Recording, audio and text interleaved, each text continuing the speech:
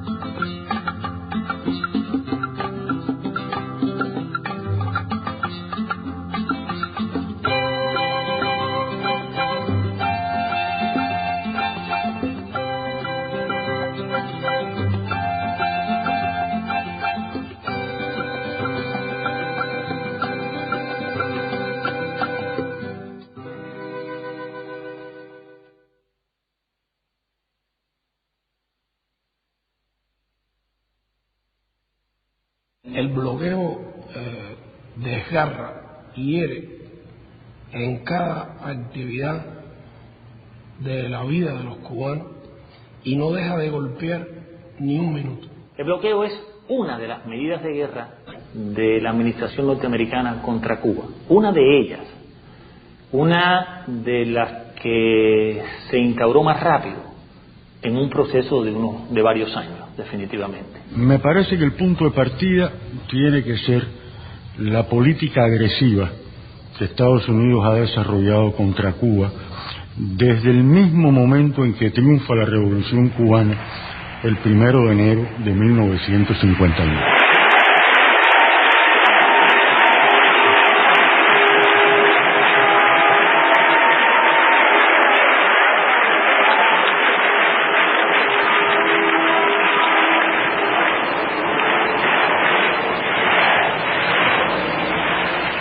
Cae el régimen de Batista. La noche del 31 de diciembre, aunque algunos se fueron unos días antes de los jerarcas de aquel régimen, esta gente se va llevándose plata. El New York Times publicó un editorial donde reconoce que esas personas que se fugaron de Cuba al caer el régimen de Batista se llevaron consigo físicamente los valores del Tesoro Nacional cubano. ¿Usted ha visto un centavo de ese dinero? Jamás ni extraditaron a los ladrones, ni devolvió el gobierno de Estados Unidos un céntimo. De manera de que no hay la menor duda que el primer golpe, y uno de los más severos a la economía cubana, lo propinó el gobierno de Estados Unidos. Yo diría que antes de que se instaurase el poder revolucionario en Cuba. 23 Guantánamo Sugar Company, 24 United Fruit Company. El bloqueo comienza con una idea de la administración de Eisenhower por derrocar a Fidel Castro en un plazo de 6 semanas. Definitivamente no lo cumplieron. Nosotros hemos tomado las medidas pertinentes para resistir y, óigase bien, para rechazar cualquier agresión directa de los Estados Unidos, si hacen un bloqueo, van a engrandecer a nuestra patria, porque nuestra patria sabrá resistir.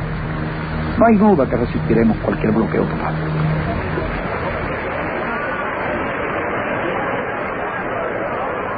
Y en ese mismo periodo comenzaron a surgir las primeras medidas del bloqueo. O sea, comenzaron por el corte de suministro de petróleo. Comenzó el gobierno de los Estados Unidos a rechazar crédito. Siguieron después por la prohibición de que las refinerías norteamericanas refinaran petróleo que no fuera norteamericano. Comenzó a reducir la cuota azucarera. Después suprimieron la venta de partes y piezas a las empresas cubanas. Imagínense ustedes, estamos hablando de un sistema industrial en los años finales de los años 50, inicio de los años 60, donde prácticamente toda la tecnología que había en Cuba era una tecnología norteamericana. O sea que hubo una conjunción en el tiempo entre los actos de sabotaje y los atentados y el inicio de las medidas económicas restrictivas contra Cuba. Cuba dependía en más de un 70% en su comercio del comercio con Estados Unidos. Cuba vendía a Estados Unidos más del 60% de su azúcar. Por lo tanto, en la lógica de la guerra, era una medida racionalmente pensada, intencionalmente dirigida a derrocar un gobierno. Hay un memorándum interno del Departamento de Estado donde un funcionario describe lo que ellos se proponen hacer. Este es un memorándum que no se conoció en aquel momento, que fue el año del 60. Este documento vino a conocerse en los años 80, años 90, cuando fue desclasificado. En ese memorándum, este funcionario que hace un análisis de lo que significarían esas, y no estamos hablando ni de Torricelli ni de Helms-Burton, estamos hablando de las primeras medidas, los primeros pasos. Faltaba un año para la invasión de Playa Girón, faltaba un año para que Fidel anunciara que en Cuba había una revolución socialista. Decía, la mayoría de los cubanos apoyan a Castro. Era el documento preparado para el presidente. No existe una oposición política efectiva. Reconocía el hecho de que la revolución cubana tenía, como tiene hoy, un inmenso apoyo popular. De otra manera no habría podido sostenerse. El único medio previsible, decía, para enajenar el apoyo interno es a través del desencanto y el desaliento. Hay que lograr crearles desaliento, desencanto, basado en la insatisfacción y las dificultades económicas. Debe utilizarse prontamente, decía el subsecretario, cualquier medio concebible para debilitar la vida económica de Cuba, negarle dinero y suministros a Cuba, para disminuir los salarios reales y monetarios, a fin de causar hambre, desesperación y el derrocamiento del gobierno. La esencia de la política del principio ha sido golpear al pueblo, dañar a la gente, hacerla sufrir como medio de combatir a un gobierno revolucionario. Hay que apretarles tanto, hay que meterle tanto vapor a la caldera hasta que estalle.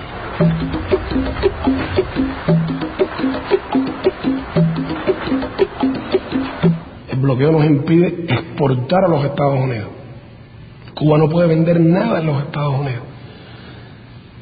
Cuba podría vender en Estados Unidos 50.000 toneladas de níquel por año. Podríamos vender en Estados Unidos langostas y productos del mar, productos de la biotecnología y la medicina cubana. Podríamos vender tabaco. Un puro cubano en Nueva York se vende hoy de contrabando en $50 el puro. Podríamos vender ron, podríamos vender software, podríamos vender vacunas, productos biotecnológicos. Hoy Cuba no puede exportar absolutamente nada. O sea, Cuba puede comerciar en realidad con todo el mundo. Lo que ocurre es que todo el mundo no puede comerciar con Cuba.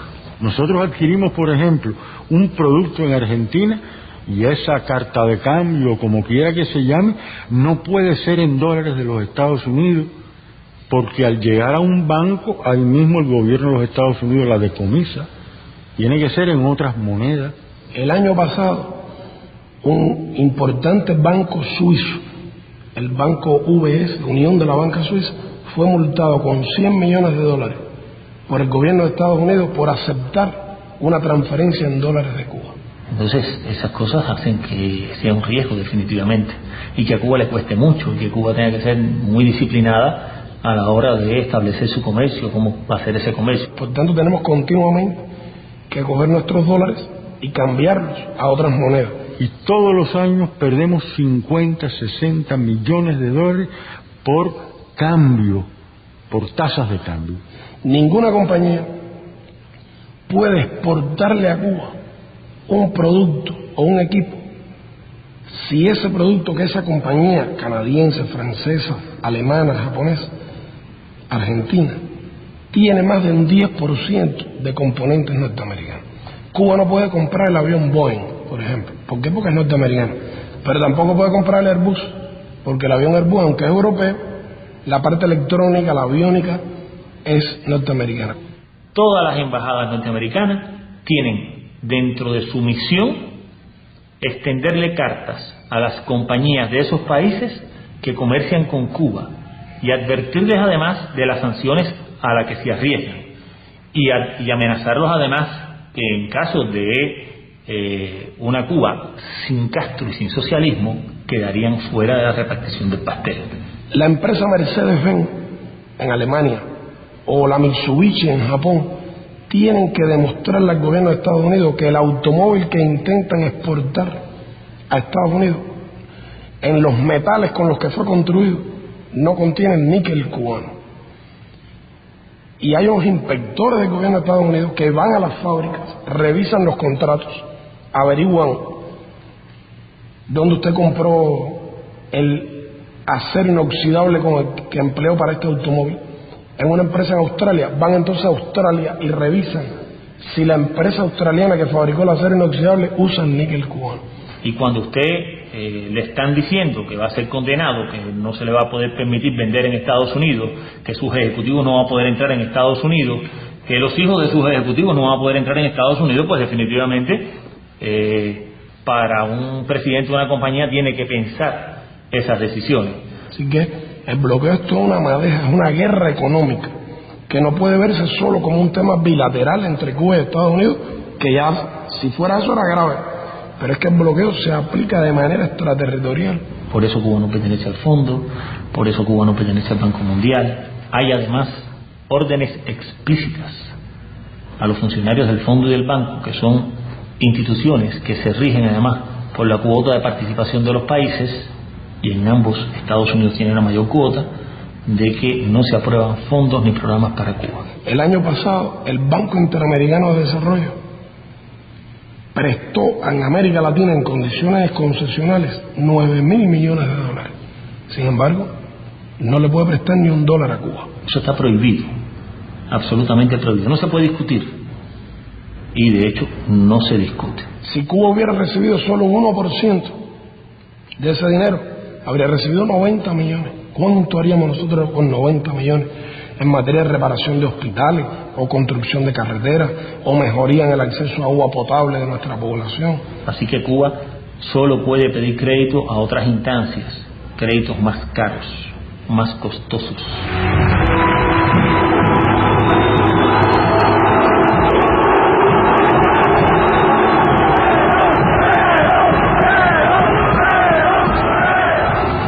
El bloqueo había sido roto por primera vez por la Argentina de Perón. Ya desde la época en que es Cámpora el presidente, se firman acuerdos muy importantes y se establece un gran impulso a las relaciones bilaterales entre Argentina y Cuba. El presidente Perón dio unos créditos a Cuba para comprar en la Argentina en el año 73, y Cuba fue a intentar comprar en la Argentina a filiales de empresas norteamericanas como la Ford, la Chevrolet, la General Motors y otras. No se podía hacer. Nadie podía venderle nada a Cuba, y mucho menos con asociados a empresas norteamericanas. Y Perón dijo que las nacionalizaba si no le vendían a Cuba. Estados Unidos se vio obligado a establecer esa excepción. Y vinieron para Cuba automóviles por primera y única vez en nuestra historia después de la Revolución, marca Chevrolet, marca Ford, equipos de refrigeración Frigidaire, equipamiento que se fabricaba por obreros argentinos con materias primas argentinas en la Argentina. Eso funcionó hasta la ley Torricelli. El señor Torricelli es el que pone fin a ese comercio con las subsidiarias radicadas en el exterior. Aquellos países en los cuales están asentadas esas subsidiarias, que aceptan que esas subsidiarias se rijan por legislaciones de los Estados Unidos aplicadas extraterritorialmente, en la práctica que están haciendo, están cediendo soberanía. Ese aspecto de la ley Torricelli y el otro aspecto, la prohibición a los barcos que participen en el comercio con Cuba, la prohibición a esos barcos a entrar a puertos norteamericanos. ¿Qué efecto tiene eso para Cuba? Que las compañías navieras no quieren enviar sus buques a Cuba. Hace muy poco hubo un contenedor de jugos naturales cubanos hacia Japón que salía en un barco y fue decomisado totalmente porque tocó un puerto en donde el barco podía ser decomisado. Ahora mismo andamos buscando buques para traer ganado en pie de Canadá hacia Cuba. Y no encontramos los barcos porque los barcos que están en la región no quieren. La ley Helms-Burton, a diferencia de la Torricelli, es una ley completamente concebida con relación a la guerra económica contra Cuba y a la guerra con Cuba en general. No es una ley de gasto de la defensa a la que se le agrega una sección sobre Cuba, es una ley completa desde el título hasta el final relacionada con Cuba. Intenta imponerle la ley norteamericana por sobre las leyes de otros países y por sobre el derecho internacional. Por eso es que presentamos cada año, desde el año 92, una resolución en Naciones Unidas que se llama Necesidad de poner fin al bloqueo económico, financiero y comercial impuesto por los Estados Unidos contra Cuba. Es un voto claro y preciso, es un voto contra el bloqueo. Y en el año 92, por primera vez, esa resolución recibió 59 votos a favor. Durante los últimos 14 años, el número de votos ha ido creciendo de manera sistemática y continua. Y el año pasado fue aprobada por 179 países, de los 191 que integran Naciones Unidas. Excelencias, en nombre de un pequeño país acosado por querer ser libre, les pido respetuosamente, una vez más, que voten a favor del proyecto de resolución presentado por Cuba. Muchas gracias. Vamos a iniciar la votación. La Asamblea está votando el proyecto de resolución 59L2 titulada Necesidad de poner fin al bloqueo económico, comercial y financiero impuesto por los Estados Unidos de América contra Cuba. Los representantes que estén a favor del proyecto de resolución 59L2 indíquenlo con su voto, así como los que estén en contra. Ruego a las delegaciones que confirmen que sus votos han quedado correctamente reflejados en la pantalla. The voting has been completed. The machine is locked. Se ha completado la votación, queda bloqueada la máquina.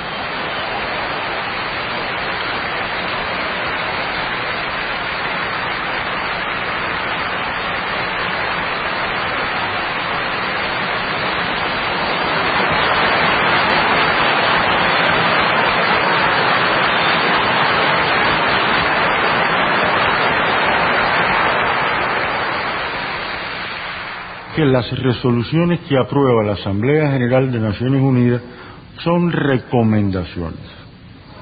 No tienen carácter obligatorio y las Naciones Unidas no tienen medio de hacer cumplir esa resolución.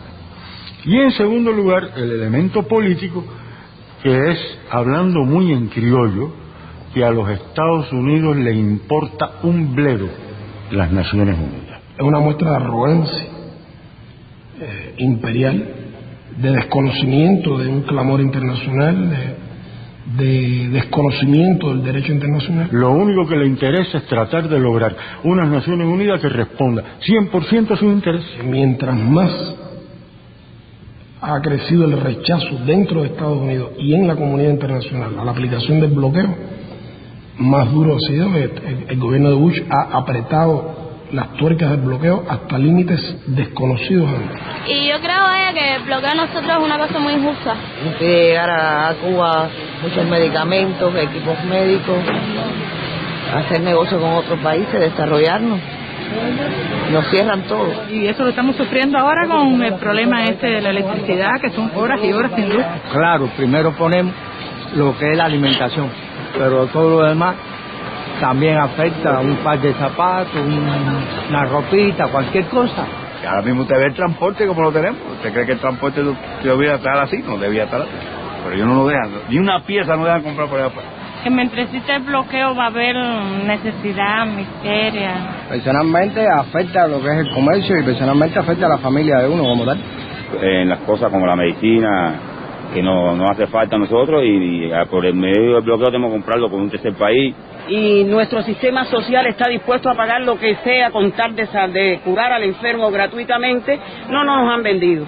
Es lógico que nos afecte y todo cubano que yo creo que se sienta cubano y usted le pregunta y le va a decir lo mismo. Ese es el gran crimen de todo esto que se está haciendo, todo esto que dice, todo este bloqueo que se está llevando inhumanamente contra cuna de alcances años. Y es ahogar el niño en su cuna. Es decir, aquella frase que decía William Blake, el poeta inglés. Es preferible ahogar un niño en su cuna que matar un deseo, que reprimir un deseo. Esto también se puede ir al revés. Reprimir un deseo, en este caso, un deseo de justicia, un deseo de libertad, un deseo de comunidad, un deseo de igualdad, es matar un niño en su cuna.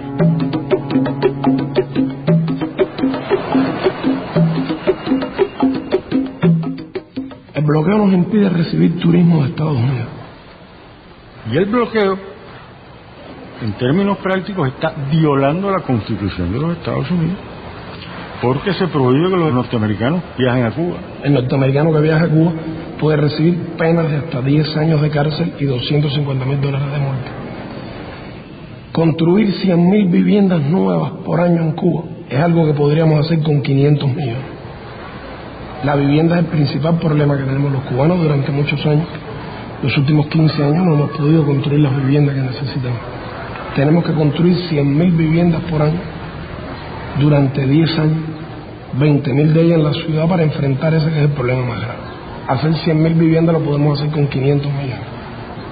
Y no podemos porque no tenemos ese dinero. Sin embargo, recibir 5 millones de turistas norteamericanos nos proveería $12,000 millones de ingresos brutos y no menos de 4 o 5,000 millones de utilidades, 10 veces más que lo necesario para construir 100,000 viviendas en un año. Una parte del turismo que venía de Estados Unidos eran cubanos que vivían allí. También en eso afecta, porque muchas familias no se arriesgan ahora a sufrir una condena, una multa, por violar lo que está establecido por el gobierno norteamericano. Que antes era de la generosidad de Clinton, que podían una vez al año visitar a su familia. Bueno, ahora con Bush es una vez cada 3. Sí le dan permiso, que pueden denegarlo. O sea, usted tiene, ahora el derecho se redujo a que usted puede, una vez cada 3 años, pedir permiso para visitar ya no a cualquier familiar, sino a la familia como ha sido redefinida por Bush. Es un ataque hecho a la familia cubana por el gobierno que supuestamente se ha vendido como defensor de la familia cubana. Así que el bloqueo realmente es el principal obstáculo para un mayor bienestar de los cubanos. El bloqueo realmente afecta la medicina en múltiples formas. Digamos, por ejemplo, obtención de determinados medicamentos que solo se producen en Estados Unidos. Hay que obtenerlo a través de terceros países. Cuando se logra obtener, hay que pagarlo mucho más caro. En el mismo caso de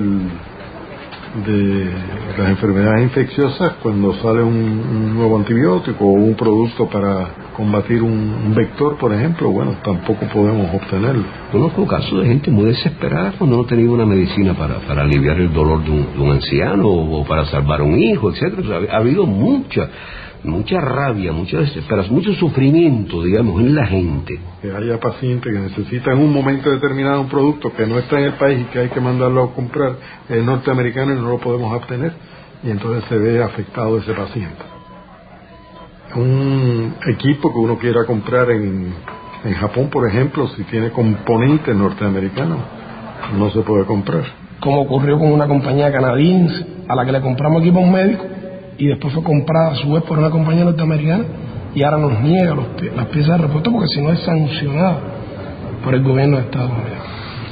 Se nos trató de privar de la influencia de las corrientes de la cultura universal. El bloqueo impide de manera sistemática, a partir de sus diferentes regulaciones, en sus diferentes momentos, impide el intercambio de estudiantes de los Estados Unidos de Norteamérica con estudiantes cubanos, e impide el intercambio de profesores de los Estados Unidos de Norteamérica con profesores cubanos. Inclusive ahí se perjudican también los norteamericanos, porque Cuba tiene resultados interesantes y cada día les cuesta más trabajo venir a Cuba para congresos. Por ejemplo, los éxitos de nuestro centro de investigación biotecnológica y de ingeniería genética, todo lo nuevo que se ha creado. Intentaron inclusive que las publicaciones cubanas no pudieran ir a revistas norteamericanas. Eso lo intentaron, pero hubo una rebelión de las editoriales norteamericanas y tuvieron que retirar esa medida. Usted está completamente prohibido entrada en los Estados Unidos porque usted está tildado como yo soy como una figura que represento peligro para ¿cómo se llama? Para los Estados Unidos. No puede ser, porque yo lo único que hago es cantar. El arma mía es el canto, en mi boca. Yo no cojo a mi mano está limpiecita, automáticamente limpia, no tengo nada que ver con ningún tipo de arma. Ahora, si con la voz usted emite, usted mata o eso, no está bien, pero yo creo que mi voz no, al contrario.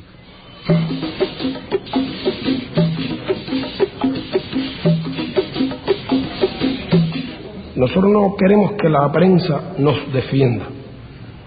Nosotros queremos que la prensa cuente la realidad, para que la gente saque sus conclusiones por sí misma. Porque el peso del elemento de la manipulación mediática es enorme. Un argentino que se va para Estados Unidos, se dice el argentino emigra, o el mexicano emigra. Un cubano cuando va para Estados Unidos se dice huye, aunque vayan por razones los dos económicas, deseando mejorar. Uno llega acá a Cuba en cierto modo hasta temeroso, ¿no? Porque se dicen tantas cosas que definitivamente no son ciertas. Para eso Bush ha dedicado 59 millones, que logran que los grandes periódicos, mucha prensa en el mundo, acepte publicar cosas contra Cuba, tergiverse, le dan dinero a Reporteros Sin Fronteras. De hecho, los 59 millones que le han dado a este año a esos grupos es mucho más que el dinero que Cuba dispone para enfrentar algunos de los programas con los cuales se benefician millones de ciudadanos cubanos. Artículos pagados en los principales periódicos, programas de televisión, eventos contra Cuba, como el que se dio hace poco en la República Checa. A veces a nosotros nos dicen, regresamos a nuestros países, ¿no? Y la visión se nos ha abierto mucho. Y cuando uno empieza a hablar un poco de Cuba, es cierto que muchos te dicen, oye, a ti te han cambiado la manera de pensar, ¿qué te están diciendo de Cuba? Pero tendrían que estar aquí para ver lo que realmente sucede. Ha faltado que de verdad se reporte con objetividad, con amplitud sobre este tema. La gran prensa norteamericana evade contar esta realidad. Y a pesar de esa injusticia y a pesar, como decía mi compañera, a pesar de todo este bloqueo que le hacen a Cuba, es admirable la manera en cómo este pueblo puede salir adelante. Es una cosa muy muy interesante y cada persona que llegue a este país, creo que le hace falta muy poco tiempo para darse cuenta de la realidad.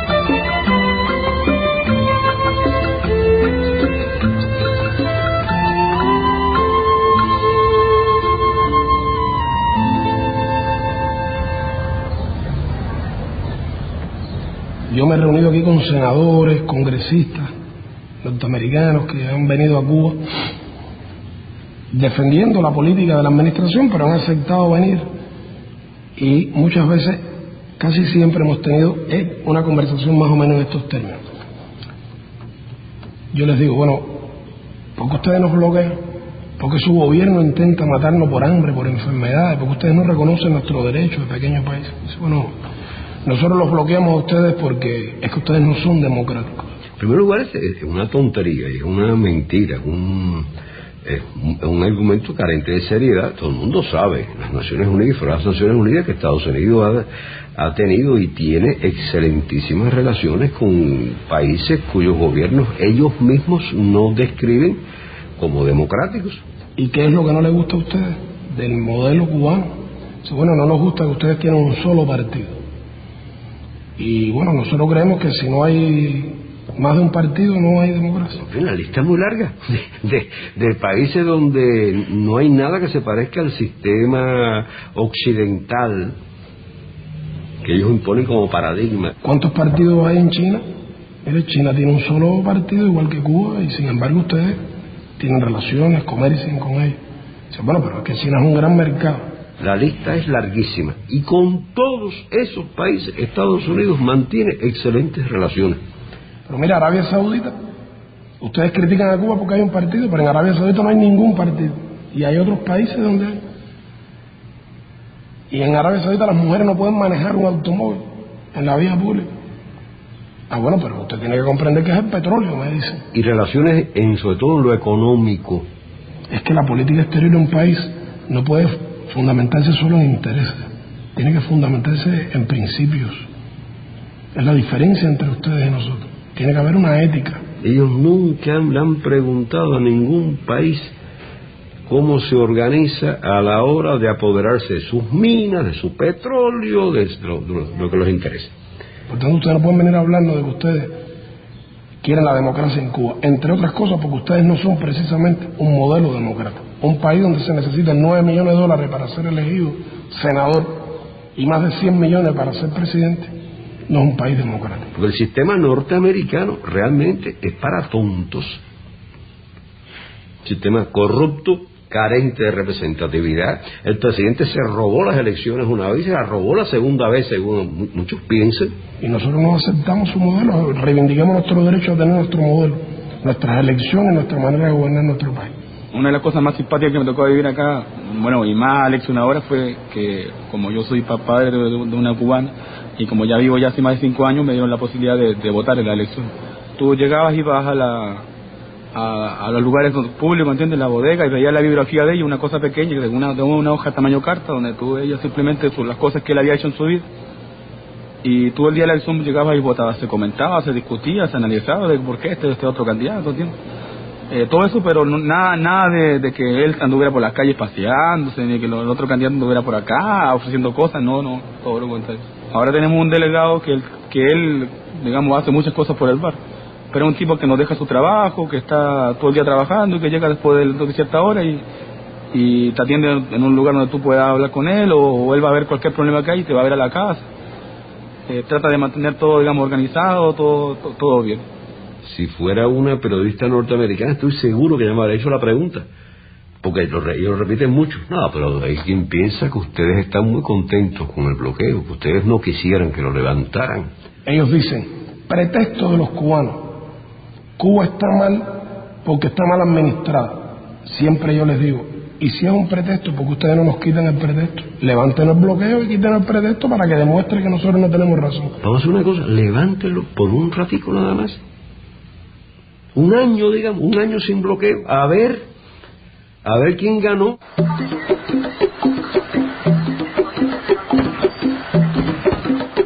Un tema insólito en la política de Estados Unidos hacia Cuba es que la política del gobierno de Estados Unidos hacia Cuba durante muchos años no ha estado cimentada en los intereses nacionales de Estados Unidos.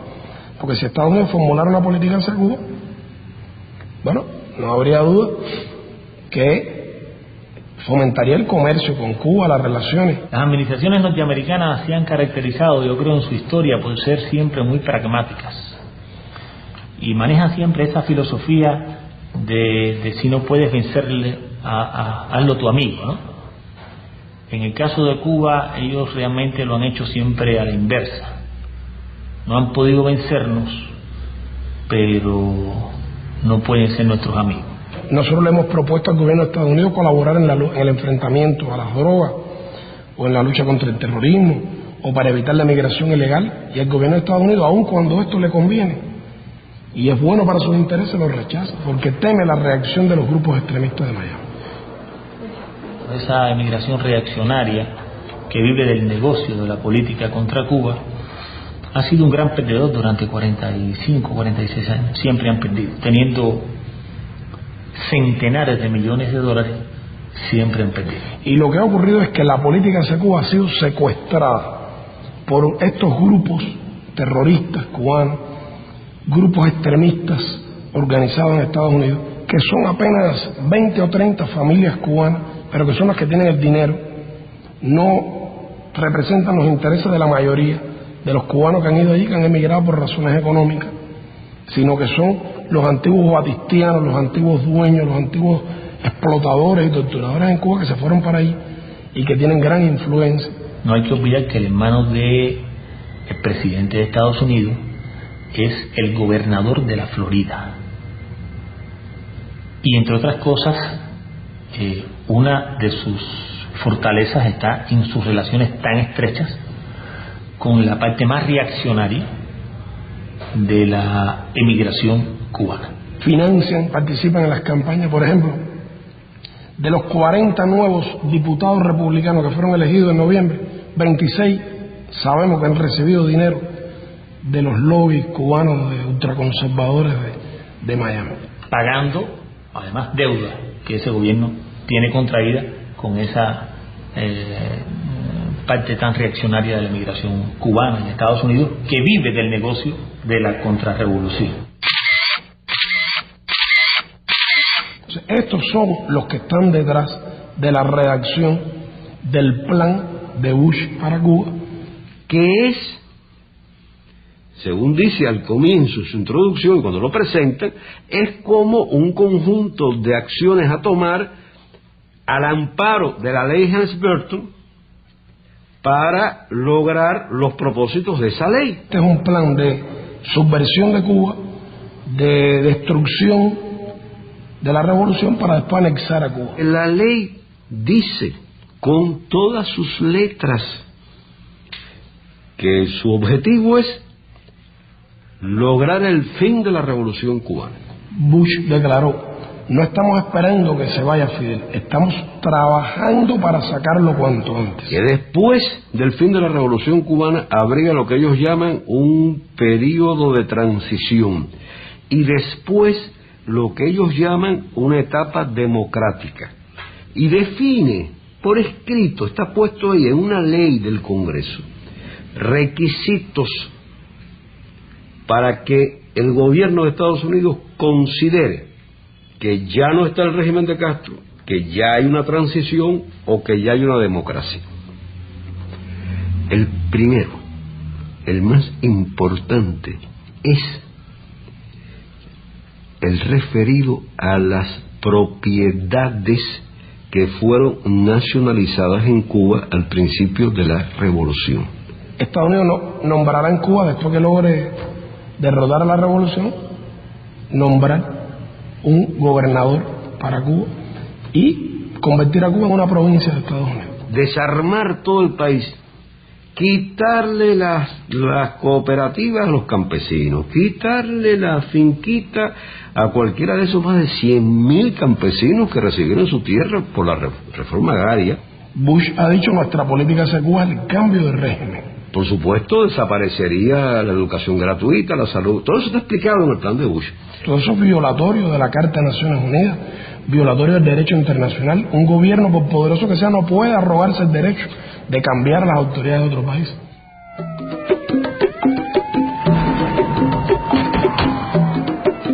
La estrategia de los sucesivos gobiernos de Estados Unidos contra Cuba no ha excluido ninguna modalidad de agresión. La gran verdad es que sucesivas administraciones norteamericanas han promovido el terrorismo contra Cuba. Acciones de sabotaje, acciones de quema de cañaverales, sabotaje contra instalaciones económicas, como vehículo que el gobierno de los Estados Unidos de la época, era todavía el gobierno del general Dwight Eisenhower, utilizaba para tratar de desestabilizar al naciente proceso revolucionario cubano. Hemos tenido que resistir la agresión militar.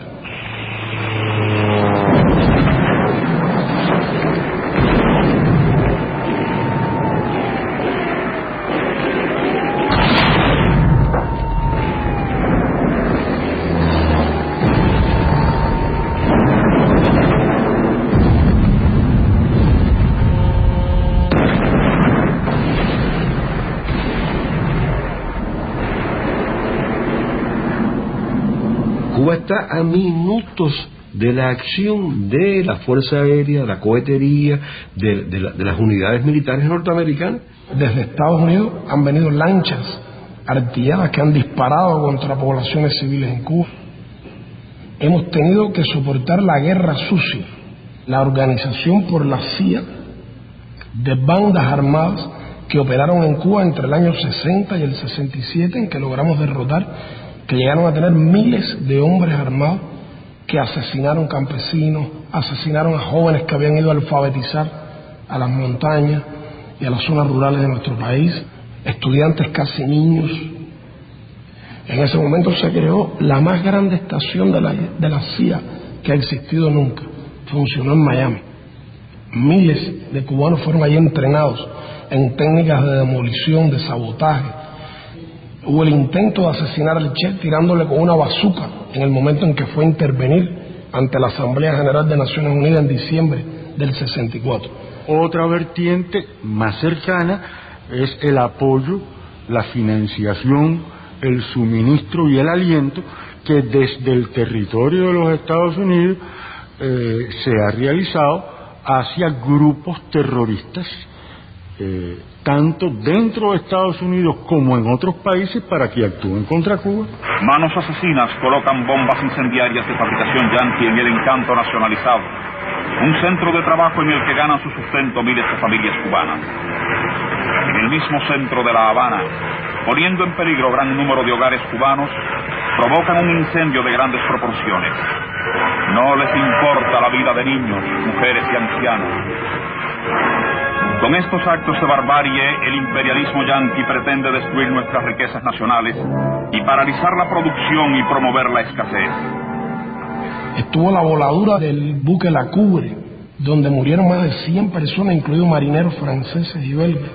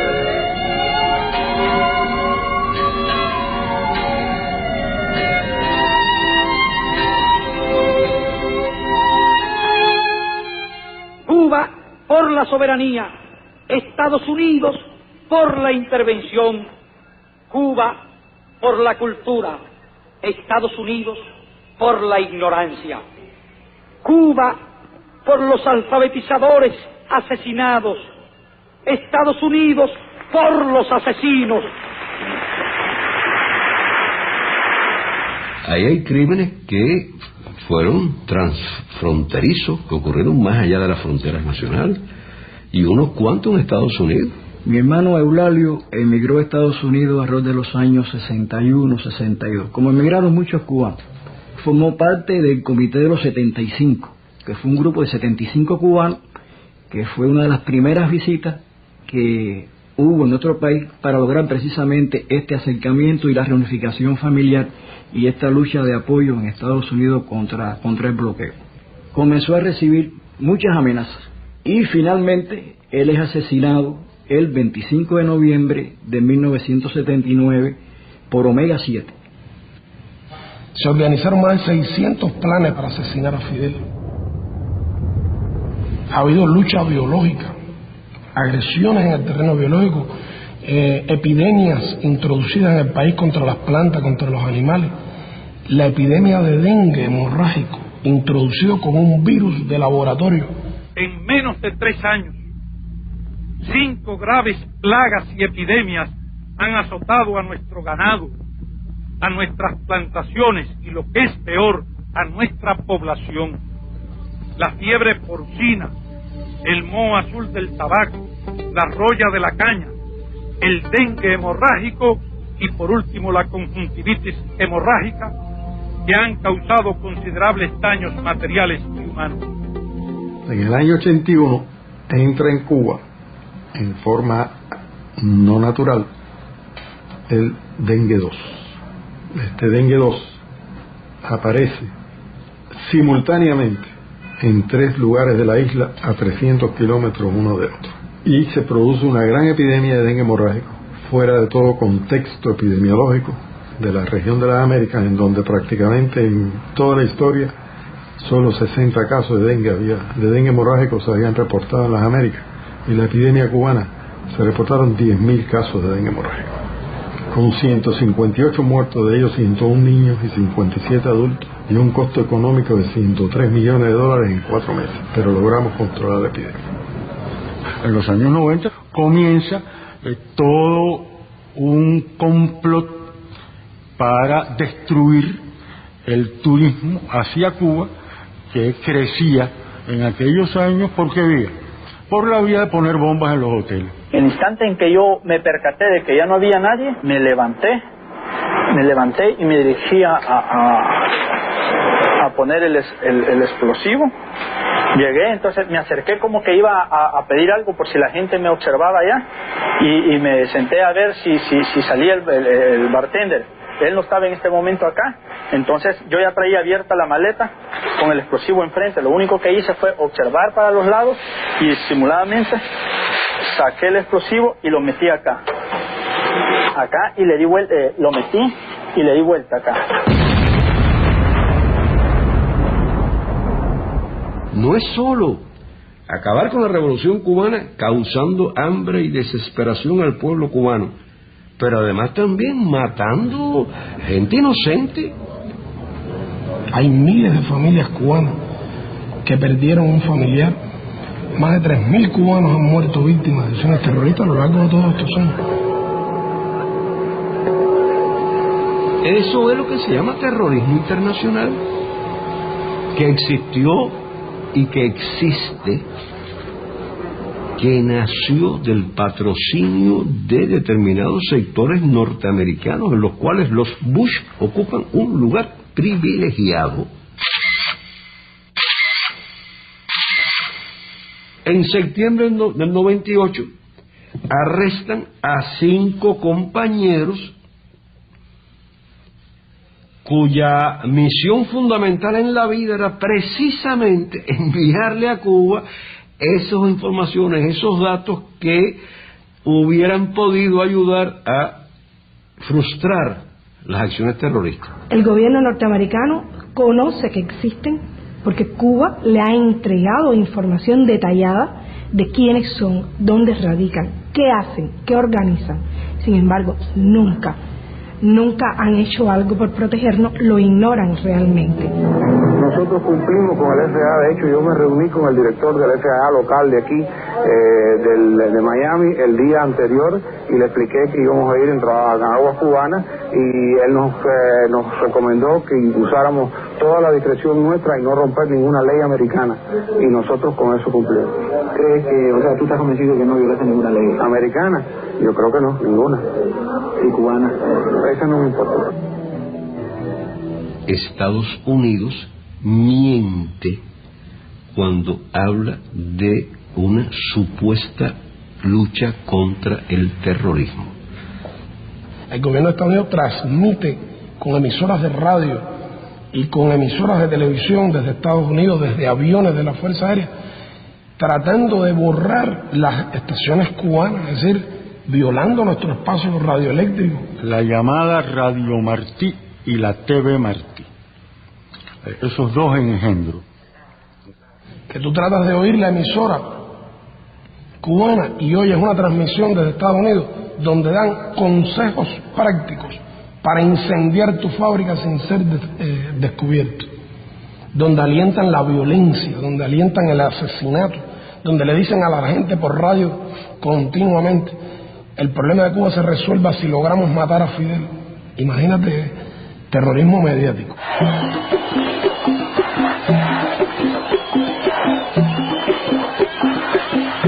Si el pueblo cubano tiene algún mérito, es sobre todo su proeza de los últimos 15 años.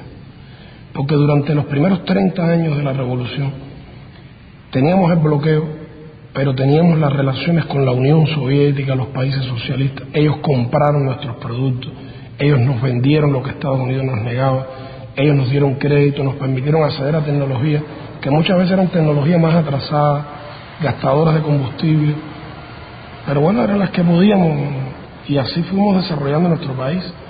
Pero lo interesante es que cuando en el año 90 desaparece la Unión Soviética, desaparece el campo socialista con el que nosotros podíamos comerciar y protegernos, y nosotros nos quedamos solos de un día para otro, perdiendo los socios comerciales con los que teníamos el 85% de nuestro comercio.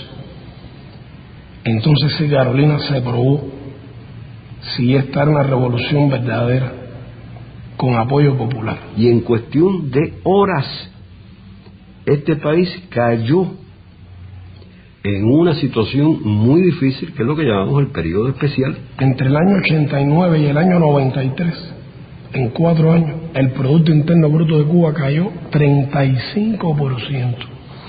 Imagínate que en Argentina, en todos los años de la crisis, cayó 22%. El efecto real fue un segundo bloqueo, porque de pronto se caen esos mercados, de pronto perdemos todos los suministros que estaban asegurados con esa parte del mundo. Las importaciones cubanas, que en el año 89 habían sido de 8.500 millones, cayeron a 1.500 millones. Se paralizó la agricultura porque no tenía combustible, fertilizantes, piezas de repuesto para la maquinaria agrícola. Se paralizó la industria. Hubo que empezar a buscar nuevos mercados donde vender nuestro azúcar, nuestros cítricos. Todo eso bajo la persecución del bloqueo norteamericano, que se hizo cada vez más duro. Fue entonces que vino la ley Torricelli para dar la última puñalada. La ingesta calórica diaria de los cubanos cayó de 3.000 calorías diarias a 1.900. Según la Organización Mundial de la Salud, no puede ser menos de 2.400 kilocalorías diarias. Imagínate qué restricción. Y sin embargo, en esos años en que pasamos hambre, de 800 medicamentos que en Cuba se usan, 500 no los había. No había cómo producirlo, no teníamos materias primas, se paralizó el transporte. Tú venías a La Habana y no había automóviles en las calles, 1 millón de bicicletas diariamente rodando en la ciudad. 20 horas diarias sin electricidad. Nos quedamos, como en la clásica imagen, agarrados de las brochas. Retiraron la escalera y no nos caímos tampoco. Porque el modelo social, que en esa coyuntura no dijo, bueno, pues sálvese quien pueda, que se salve el más fuerte o el que tenga más dinero. Dijimos, hay poca comida. Bueno, lo primero es priorizar a la mujer embarazada, al niño recién nacido, al anciano que vive solo. Y no dijimos, bueno, pues privatizamos los servicios y el que tenga dinero que lo pague y el que no, bueno, que se adapte a la idea de que no tiene derecho. Ha habido que levantarse que superarse, que ser capaces de ser más creativos, de ser más esforzados. Dijimos, vamos a mantener nuestras escuelas abiertas, aunque no tengamos los libros, aunque tengamos cuando termine el curso que tú, coger esos libros, volverlos a coser para entregárselos a los niños. Las familias se prestaban los uniformes de unos niños a los otros. Compartíamos lo poco que teníamos, la solidaridad entre los vecinos, el Estado jugando un papel, no dejando abandonado a nadie a su suerte. Y hoy, cualquiera que objetivamente vea la situación cubana, tiene que darse cuenta que hoy la situación, con grandes dificultades, con grandes problemas, que usted los habrá apreciado, me imagino, sin embargo, es mejor que la que teníamos cuando comenzó lo que llamamos el periodo especial. Empezamos a desarrollar el turismo, aceptamos un poco de la inversión extranjera, desarrollamos nuevos rubros de nuestra producción, empezamos a producir nuestro propio combustible y poquito a poco fuimos saliendo adelante.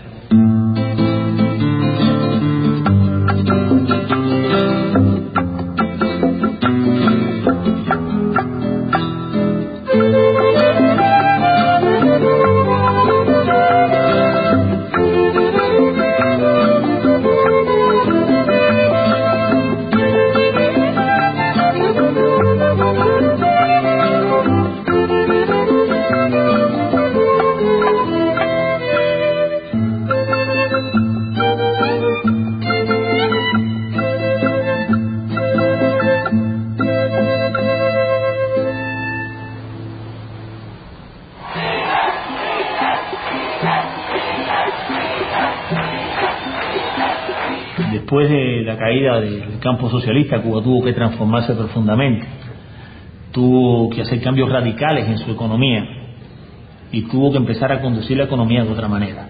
Y tuvo que pensar, además de eso, en otros sectores productivos. La situación ha evolucionado gracias a la sabiduría, al esfuerzo, a una política muy consistente y sobre todo al esfuerzo de nuestra gente. Hoy nuestro país tiene grandes fortalezas, sin lugar a dudas, en un grupo de sectores que hace 15 años prácticamente no existían. La salud pública cubana, a pesar de las dificultades económicas, a pesar del bloqueo, tiene resultados muy relevantes, competitivos con países del primer mundo. Nuestro país ha tenido que hacer esfuerzos extraordinarios para, por ejemplo, aumentar la esperanza de vida de los cubanos, que ya sobrepasa los 75 años. Cuba cerró este año con 6.8 de tuberculosis, 6.8 por 100.000. Y ahora nos estamos proponiendo eliminar la tuberculosis en Cuba, cuando hasta en los países desarrollados está aumentando la tuberculosis. Una mortalidad infantil de 5,4 por 1.000 nacidos vivos, que es una de las más bajas del mundo. O sea que hoy en día, cuando usted analiza los indicadores de salud de Cuba, todos están muy por encima de la región y ya a nivel de país desarrollado. Tenemos un sector biotecnológico y farmacéutico, que es un sector de punta, que ya le transfiere tecnología y le vende tecnología hasta a empresas norteamericanas. Hay una empresa norteamericana que se llama Cancervax, está radicada en Texas, que logró que el Departamento de Tesoro le diera un permiso para comprar tecnología cubana. Tecnología cubana para una vacuna terapéutica contra el cáncer. Cuba es el único país que ha vivido una crisis económica y social de esa magnitud sin afectarse los intereses, los indicadores sociales. En la educación ha sido igual. Hemos tenido que hacer esfuerzos enormes para poder desarrollar un sistema educativo verdaderamente universal y gratuito. El sistema de enseñanza en Cuba, el sistema de enseñanza artística en Cuba, constituye un modelo para América Latina.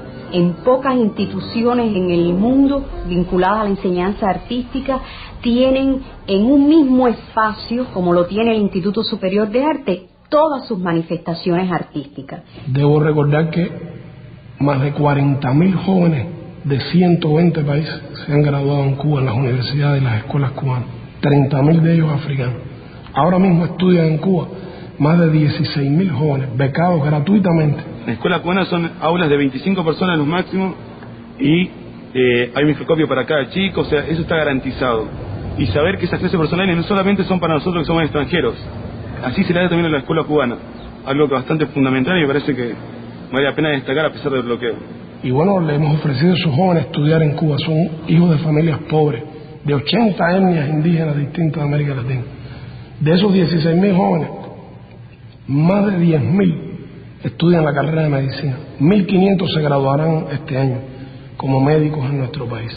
Nosotros tenemos en 68 países, tenemos médicos cubanos trabajando sin costo para esos países. Es una prueba de la fuerza de las ideas y es una prueba de la vocación social, de la vocación humanista del proyecto de la Revolución Cubana. Nosotros tenemos un sistema muy eficiente, muy solidario y muy ligado al desarrollo de la Revolución Cubana. Yo creo que eso es lo principal y ese es el pecado que no nos perdona. Ellos bloquean a Cuba porque no aceptan la idea de que un pequeño país que fue siempre su feudo se haya convertido en un país independiente, haya desafiado.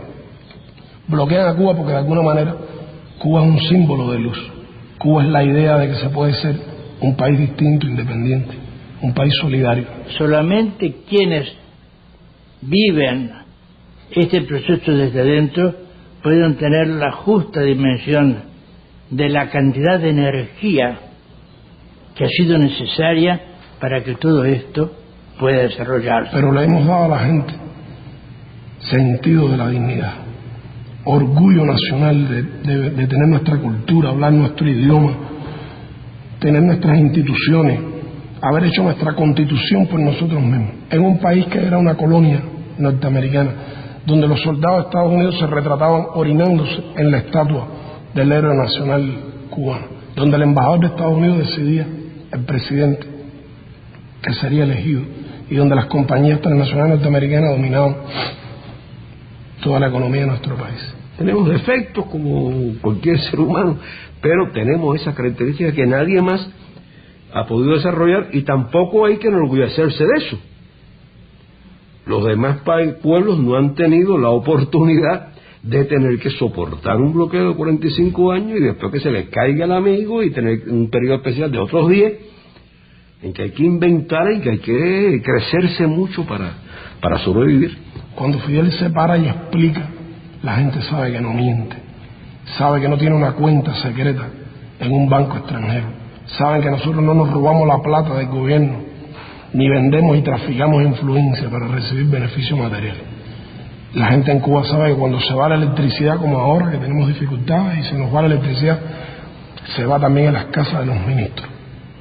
Y saben que nuestros hijos no van a colegios especiales, saben que nuestros hijos van allí con el resto de los niños del barrio, en los lugares donde vivimos.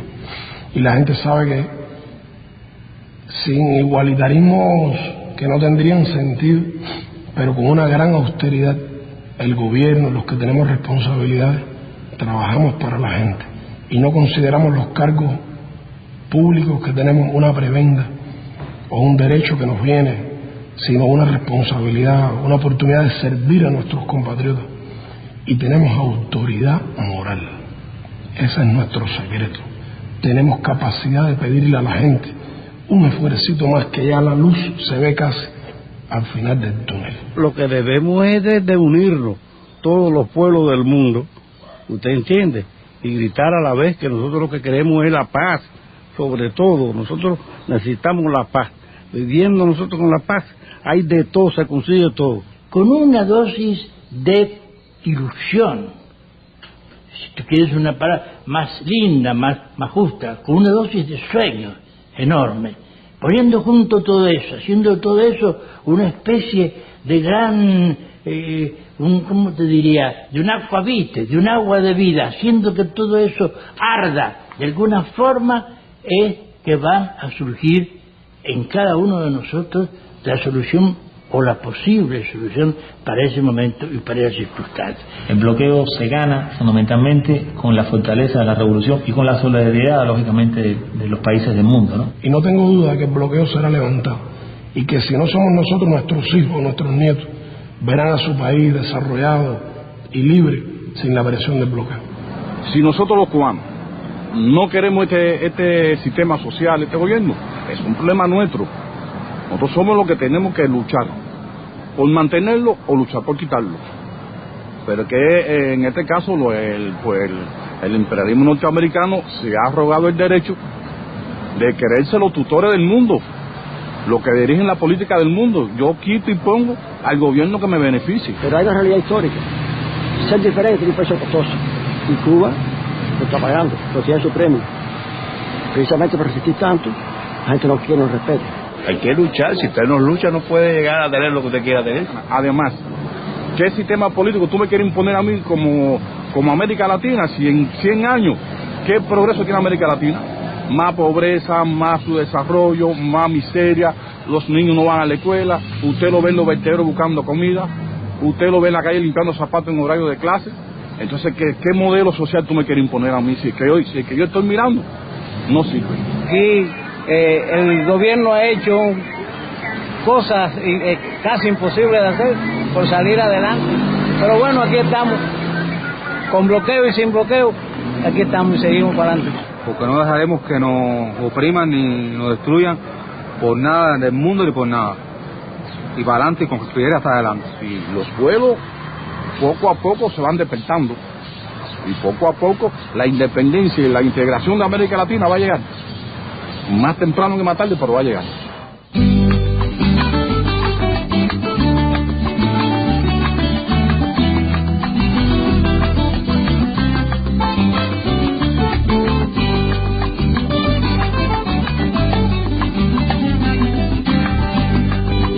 Más de uno ya llegaron, queriendo mercadearnos los sudores, pero sus matemáticas olvidan que dimos historia precolombina y no estamos pa' jueguitos de indios y conquistadores.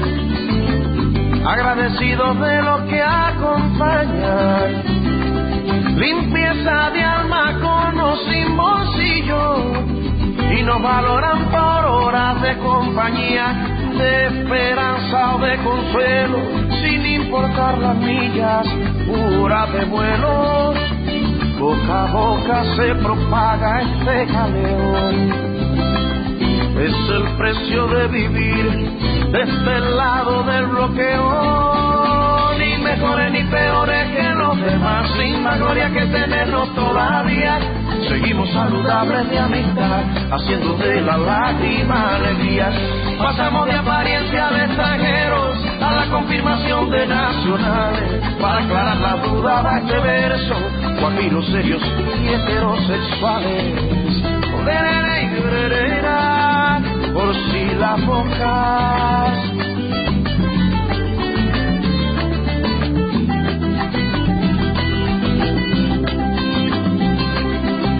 Las rocas, ni mejores ni peores que los demás, sin más gloria que tenerlos todavía. Seguimos saludables de amistad, huyendo a la epidemia bobería, sin farándula ni piña ni intenciones de colgarnos a los movimientos. El tiempo nos revienta de canciones, obreros de los buenos sentimientos, ni mejores ni peores que los demás, sin más gloria que tenerlos todavía. Seguimos saludables de amistad, haciendo de la lágrima alegría. Pasamos de impresión como extranjeros a la confirmación de nacionales. Para aclarar la duda fue este verso, guajiros serios y heterosexuales. Por si las